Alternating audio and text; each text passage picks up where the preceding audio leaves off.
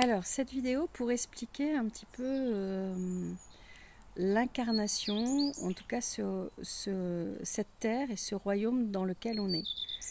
Ce que je pense, c'est que, encore une fois, je viens de l'ésotérisme, donc j'ai appris beaucoup de choses sur le monde.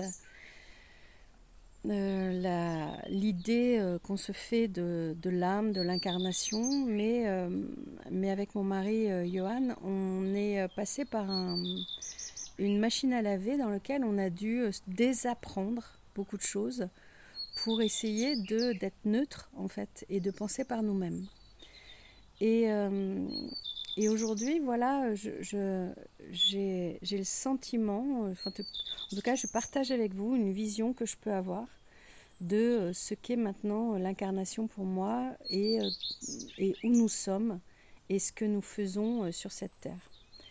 Je l'ai souvent dit, mais pour moi, la terre, c'est la terre du non-soi. C'est une expérience qui est faite pour retrouver sa divinité, en tout cas son âme, dans sa complétude, dans sa totalité, mais en ayant vécu des vies et des vies et des vies pour retrouver l'authenticité de son âme dans cette incarnation. Donc la fréquence pure qu'on a choisi d'incarner.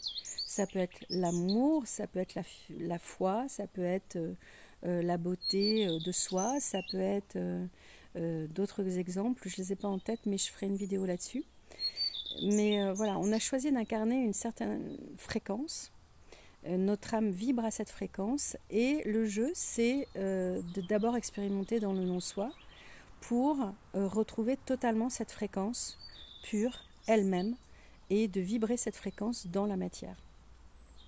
Donc ça, c'est la Terre. Mais la Terre, pour moi, elle n'est pas... disons, le monde de cette expérience n'est pas seul. Et pourquoi je pense ça? Parce que souvent, quand on parle d'astral, et quand on parle de voyage astral, vous le savez, l'astral, c'est l'imagination. Donc quand vous faites des sorties de corps, vous allez être dans un monde qui est votre mentalité. Et votre mentalité va expérimenter tout ce que vous pensez dans vos croyances, les mauvaises comme les bonnes. Donc vous allez vous retrouver dans un monde imaginaire créé de toutes pièces. Donc si vous voyez Dieu, c'est vous qui l'avez créé. Si vous voyez telles entités, etc., c'est vous qui le créez, la façon de voir la Terre ou d'autres mondes.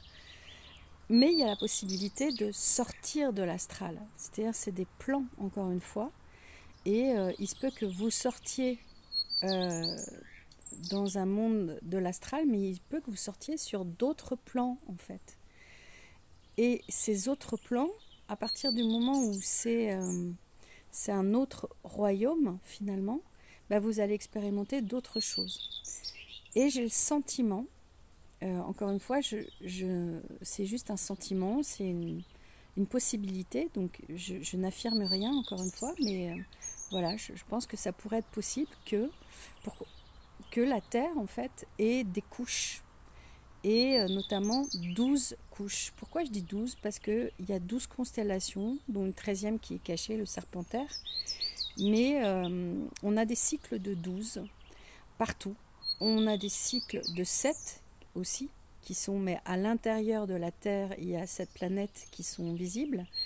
Mais autour de nous, il y a 12 constellations. Donc j'ai l'impression que l'expérience sur Terre, en fait, vous voyez, c'est comme un endroit où il y aurait 12 couches et que quand on sort, nous, en astral, on sort juste sur la couche Terre avec cet astral. Mais qu'au-dessus de ça, en fait, il y a d'autres royaumes ou d'autres cieux, en fait, qui sont d'autres états de conscience et que, en fait, ce sont des cycles de 12. Et que sorti de ce jeu à 12 programmes, on va dire, il y a d'autres jeux. Et là, on rentre dans ce qu'est véritablement le système de l'âme. C'est-à-dire, je pense que là où se retrouvent les âmes, c'est en dehors de l'espace jeu. Je dis jeu parce que j'ai pas d'autres vraiment mots expérience. Voilà, l'âme fait des expériences, elle choisit une expérience, elle choisit des cycles, des jeux d'incarnation. Et la Terre fait partie d'un jeu d'incarnation, mais la Terre est à 12 programmes pour moi, hein, parce que je pense que les 12 constellations sont elles aussi des programmes. Et que dans ces programmes d'incarnation, pourquoi je dis ça? Parce qu'en fait, je pense que les royaumes des anges, des archanges, je pense que certains royaumes de l'Atlantide ont existé sur Terre et qui sont dans ces 12 cieux dont je parle. Donc ils existent, que les peuples sont partis, mais il se peut tout à fait que vous ayez en vous quelque chose de très dans votre vécu, une sensation d'avoir été d'être sumérien ou d'être dans l'Atlante ou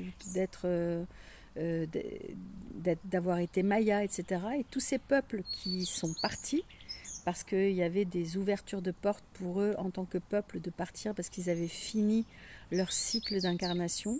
Je pense qu'on peut les retrouver dans ces 12 cieux dont je parle. Je dis 12 parce qu'il y a 12 constellations. Hein, voilà. Je les ai pas vus, je n'ai pas expérimenté ça, mais je me dis que c'est une possibilité. En tout cas, c'est la possibilité la plus la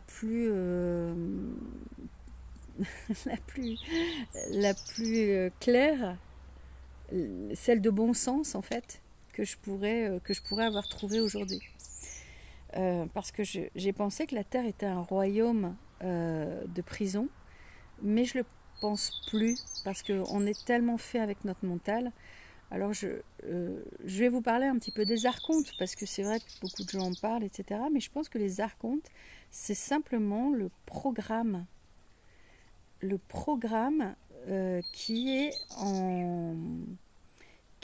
fait fonctionner la Terre, c'est-à-dire le non-soi. Donc oui, il peut y avoir des entités programmées à nous faire penser du négatif, à être dans le négatif, et tout est fait pour nous ramener au non-soi.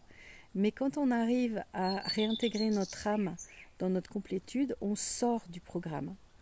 On ne peut plus être touché dans notre mentalité par ce programme non-soi. Donc la sortie de la matrice, c'est intégrer totalement son âme. Je ne dis pas que c'est facile à faire, c'est beaucoup de douleur, d'être conscient de soi, voilà, cette volonté de sortir de ses propres programmes, de ses propres mémoires, mais c'est faisable, et surtout que la période est propice à ça en groupe, encore je rappelle. Donc je pense qu'il y a une sortie de groupe qui pourrait être tout à fait possible, et que cette ère du poisson se termine et que l'humanité sorte, une bonne partie puisse sortir. Et donc on pourrait se retrouver dans une partie de ces cieux, on pourrait se retrouver là où on voudrait en fait. Mais l'âme, une fois qu'elle a compris qu'elle sort, et si elle ne se retrouve pas dans l'astral, elle a le choix de dire qu'elle ne veut pas revenir dans ces boucles. Et évidemment, les programmes archontiens, si on y croit, encore une fois, eh bien quand on décède, l'âme va se retrouver dans ces programmes. Donc à nous de changer notre mentalité et d'être totalement dans cet espace de l'âme. Et pareil, je pense qu'il y a dans ces cieux, à un moment donné, toute cette religion chrétienne avec Jésus, avec la foi de Dieu, cette grande foi christique, que ça fait partie d'un des étages dans lequel on est encore dans cette grande fratrie des 12 constellations. Et la 13e, je pense que c'est la sortie.